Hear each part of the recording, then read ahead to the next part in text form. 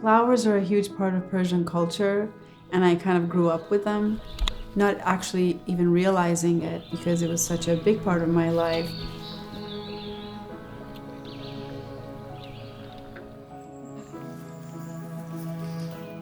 We bought this property as a vacation home. For us, it has such novelty because we're San Franciscans who don't necessarily have more land like they do here. And so we were able to buy this cute house on 9 acres with a pond on it. And we thought, oh, this is amazing. When we would come and visit, we wanted to stay. And the dream sort of was to have gardens.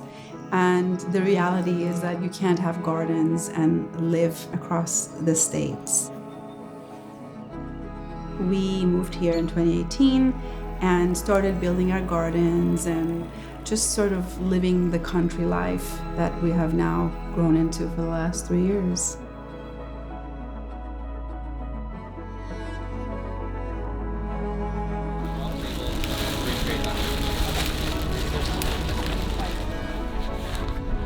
Fresh from home. The thing I do enjoy most is organizing and building teams that work well together. Who are we going to pick for this? How is this going to fit together? Who do we need to get from here to make this happen? That's what makes Team Tulipina so seamless and such a pleasant environment to work in. At this point, we are all friends before anything. It's been something that I've looked so forward to. It's a fun time to have everybody together again, making beauty. I have a small patch of colorful ranunculus that I'll be using for the rehearsal dinner. Have had an opportunity to plant a lot of great things around the property that we don't often get the chance to use. It's my job to sort of figure out how we're going to do it, where it's going to go on the property, and Kiana is the creative mind.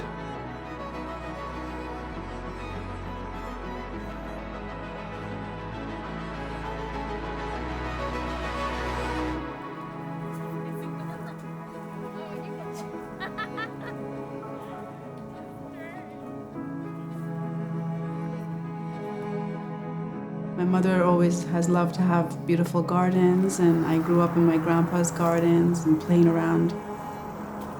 It was such an ingrained part of my life.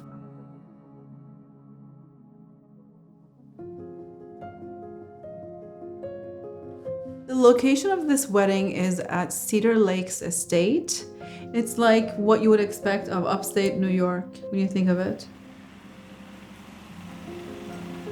We're going to have a 4-post structure, which is a little interesting because it's sloping, and so we have to build it on site because the ground isn't level, but it will have a round top, and it has to support the mechanics of what the design team is then going to do to adorn it and cover it and make it beautiful. There's so much that goes into supporting the final product.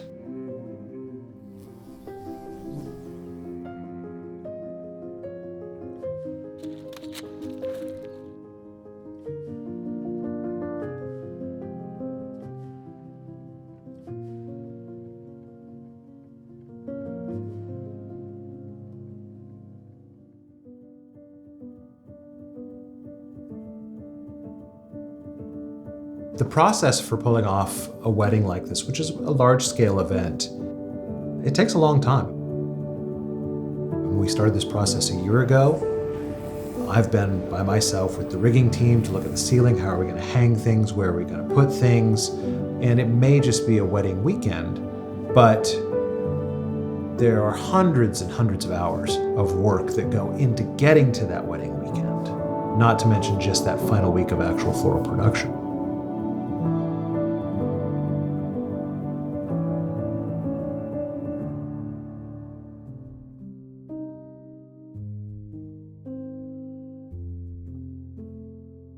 We always had fresh flowers at home, and when we had guests, we always had fresh flowers on the table. I sort of followed my mother's footsteps, and I would do the same. I had 3 kids under the age of 5 and at home. So this was a way for me to pursue something other than just motherhood. It was when my youngest was 5 years old that Nate suggested that maybe I could do this as a business, that this could be what I had always been looking for in my life.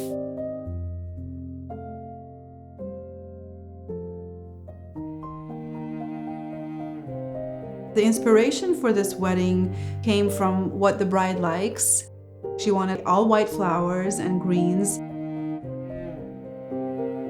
I had to think about a way to make that my style, but also without color, how do you make a mark? How do you make something memorable? You need to work a little bit harder at that when you don't have the element of color involved.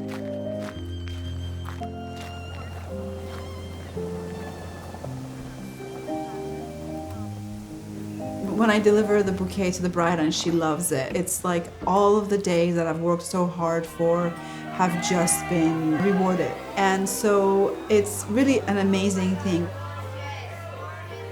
That to me is something I never get tired of, no matter how many weddings I do, because it is why I do what I do. I love it so much and I love my clients so much and I want them to be happy. I really just think about what's available this time of year because I think that's the most beautiful, whatever it's seasonal. So we have mostly roses and hydrangeas, lots of foraged greens from around the area to make things really beautiful and natural. It's kind of cool because it's going to be a semicircle ceremony. It's got this beautiful lawn overlooking all of the surrounding countryside. It's very picturesque. Yes, I may be using hydrangeas. Yes, I may be using gladiolas, and those are, to most people, just ordinary flowers. But how do I take the ordinary flower and make it something unique and beautiful? And I think for me, every time I do an event, that is indeed what I'm driven by, how I'm going to make this event different.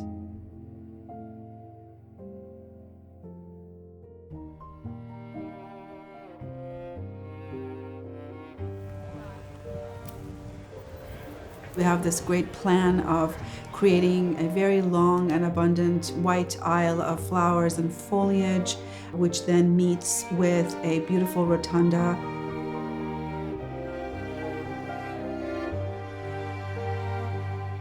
Sort of stadium style seating. So you have different layers. You have kind of lines in the back, lines on the side, lines behind, with all of these white flowers. And we just kind of wanted to find a way to really include the flowers all around the space where everyone's going to be sitting.